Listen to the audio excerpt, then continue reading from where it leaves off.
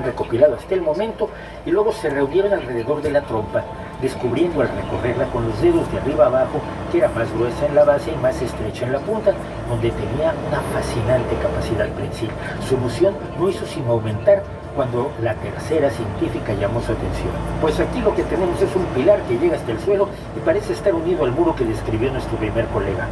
Quizás hay más.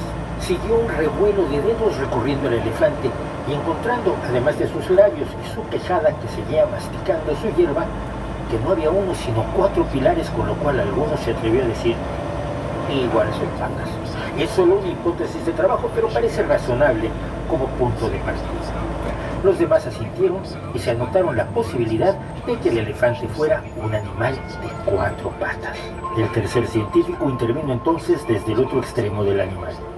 Pues lo que hay aquí es algo que parece una cuerda con una borla de pelo en el extremo. Quizás es el final del elefante. Las manos de todos volvieron a partir de la trompa, tocando los colmillos y las orejas y el costado, hasta llegar a la cola del elefante que sostenía el sexto científico. Pero estamos detectando al elefante solo del suelo hasta nuestra altura, dijo una de las científicas. Es cierto, concedió uno de sus compañeros. Tenemos que explorar la parte de arriba, que por supuesto nos supera en estatura a todos. Alguien se tiene que subir en los hombros de otros para poder tener una descripción más precisa del elefante. Y así, a hombros de gigantes de su misma estatura, los científicos, pese a su ceguera, recorrieron al elefante y pudieron hacer una descripción bastante completa de cómo era el animal. Y el animal era así.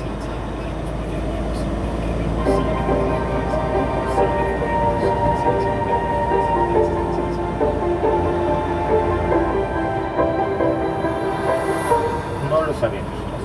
Si lo supiéramos, ya no tendríamos que hacer ciencia, ya no tendríamos que hacer descubrimientos. Quienes ofrecen verdades absolutas e inmutables son la filosofía y la religión. Y cuando evolucionan es tan a capricho como cuando se originan. La Iglesia Católica puede proclamar la existencia del limbo o decir, miles de años después, que igual no existe. Pero todo, tanto su existencia como su inexistencia, sobre las mismas bases inexistentes, sobre la ocurrencia, sobre la invención, sobre la interpretación teológica de ciertos escritos que tampoco tienen bases. Por su parte, el marxismo puede argumentar que la lucha de clases es el motor de la historia y esto se mantiene como dogma hoy, aunque haya otros elementos que claramente mueven a la historia y los hayamos podido demostrar desde tiempos de Marx hasta hoy, que ya ha pasado un tiempo. La ciencia, a la que con tanta frecuencia se le acusa de arrogante, incluso por parte de algunos científicos, que usted los habrá oído, es sin embargo en realidad mucho más humilde como disciplina. No busca la verdad, sino hacer afirmaciones y obtener modelos razonablemente certeros que pueden evolucionar o ampliarse e incluso reformularse al paso del tiempo para describir cada vez mejor la realidad. Y esa descripción cada vez mejor de la realidad lleva a que muchas personas que creen que las verdades deben ser absolutas, totales e inamovibles, le reclamen a la ciencia cuando cambia de opinión. Recordemos, por ejemplo, durante la pandemia, cuando muchos de los negacionistas se quejaron de que primero se dijera que no eran necesarias las mascarillas y luego se dijera que sí. Que primero se dijera que iba a tardar mucho tiempo en hacerse una vacuna y luego resultó que fue afortunadamente menos tiempo el que requirió. Que se decía que era conveniente lavarse las manos porque al parecer el virus se transmitía por contacto y luego se dijo que bueno, no, en realidad, ahora que tenemos otros datos, sabemos que solo se transmite por vía aérea. Y así, tantas cosas que hicieron que muchos salieran a la calle reclamando: nos mienten, si dijeron una cosa, ¿por qué cambian de opinión? Porque esto es ciencia, porque no es religión ni filosofía. Y esto nos lleva curiosamente a que muchos negacionistas de la ciencia, muchos que rechazan la verdad objetiva, muchos que dicen que todo es subjetivo, muchos creyentes en esos 6 sabios que no sabían moverse más allá de lo primero que tocaban, nos digan que, sin embargo, cuando un científico no está de acuerdo con el consenso científico, o bien cuando un científico tiene creencias irracionales, no demostradas, religiosas o patentemente absurdas, seguramente ese sí tiene razón. Todos los científicos están equivocados, salvo aquel científico que rechaza la ciencia. Y luego vienen y te dicen: la ciencia dice que Dios existe. O por lo menos la ciencia dice que es muy posible que Dios exista. Y así nos lo han hecho saber, refiriéndose a ciertos científicos que han expresado sus muy válidas y muy personales creencias religiosas. Pero, ¿qué tienen que ver las creencias religiosas o paranormales o de otro tipo con el trabajo científico que realizan precisamente los científicos? En realidad, bastante.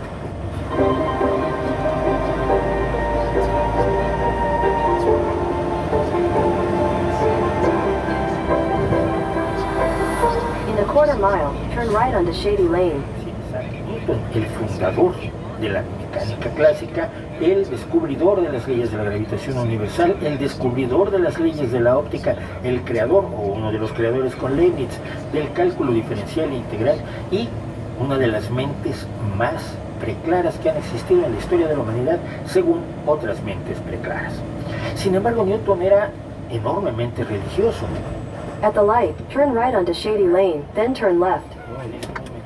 Entre los propios científicos, hasta ese momento nadie se había planteado la posibilidad de pensar la realidad sin la religión, aunque sus conclusiones los llevaran lejos de lo que decía la religión. Copérnico en ese sentido fue enormemente cuidadoso, no publicó sus observaciones, sino Take the second left, then turn right. especulaciones y tratando no solo de evitarse problemas con la Iglesia, sino de evitarse problemas consigo mismo, porque sus descubrimientos y sus desarrollos Take the next right, then turn left. que honesta, profunda y intensamente creía. Take the next right, then turn right. Aunque Galileo fue un poco más descuidado, por lo menos con la Inquisición, pero no sabemos qué tantos problemas internos tuvo al ver una realidad distinta de aquella en la que creía, porque era un hombre religioso. Ninguno de esos científicos, ninguno de esos creadores de la revolución científica empezó rechazando la religión. Tuvieron primero que tener los datos para luego decir, parece ser que lo que me ha contado la Biblia y lo que me ha dicho la Iglesia, lo que me ha dicho Lutero o lo que me ha dicho el Papa, no son verdad. Pero el hecho de que un científico como Newton Turn right, then turn right. normalmente en su tiempo tampoco debería sorprendernos. Newton creía que la numerología le permitiría obtener la fecha del fin del mundo aplicándola a sus cálculos bíblicos. Dudo mucho que Newton haya utilizado una Biblia y quiero más creer que Take the next left, then turn left. creía que los cálculos numerológicos de las sentencias bíblicas en inglés podían darle señales del futuro. Por supuesto, pero no creían ese mismo tipo de cosas todos en ese momento. Lo importante de lo que hizo Newton es aquello que es original, no aquello que hacía como todos. Y todos eran religiosos, y todos eran cristianos de una u otra forma, y todos creían también en la astrología. Kepler o Tycho Brahe eran, además de astrónomos, astrólogos. Y lo interesante, lo que realmente le dio validez al conocimiento que nos legaron, es que no mezclaron las cosas. La numerología y las creencias astrológicas de Newton no es